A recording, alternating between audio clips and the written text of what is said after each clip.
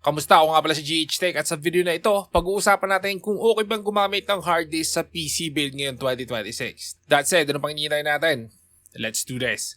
Ngayong 2026, ang hard disk drive or HDD ay nananatiling mas mura kumpara sa SSD. Kung ang priority mo ay maraming storage sa mas mababang cost per terabyte, may advantage pa rin ang hard disk drive.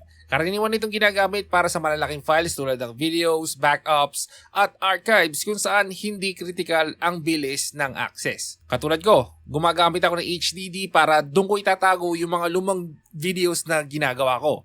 At katulad ng pinapanood mo ngayon, dati ko na nagawa yan. Nire-recycle ko lang, ginagamit ko para dito sa video na ito at may makita kayo habang nagsasalita ako. Pagdating sa performance, mas mabagal ang hard disk drive kumpara sa SSD dahil gumagamit ito ng umiikot na disk at mechanical parts. Ibig sabihin, mas matagal ang boot time ng system kung dito naka-install ang operating system. At mas mabagal din sa pag-load ng mga applications at games.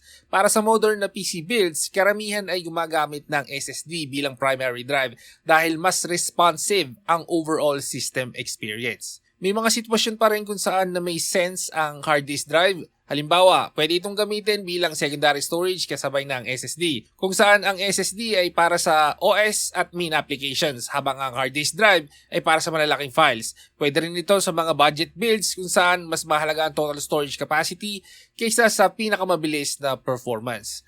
Sa kabuuan, okay pa rin gumamit ng hard disk sa 2026. Depende sa gamit. Kung gagamitin mo lang ito bilang secondary storage, practical pa rin siya. Mura.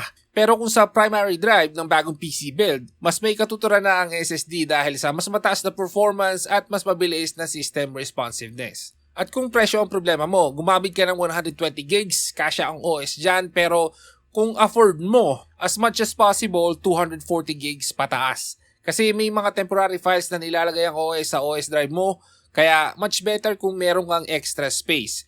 Pero hindi naman yung gano'n ka-importante, kaya naman ng 120 gigs, kaya okay lang. So, ayan, kung may mga tanong kayo sa video na ito, comment nyo lang sa baba. Maraming salamat sa panonood. Ako ulit si GH Tech.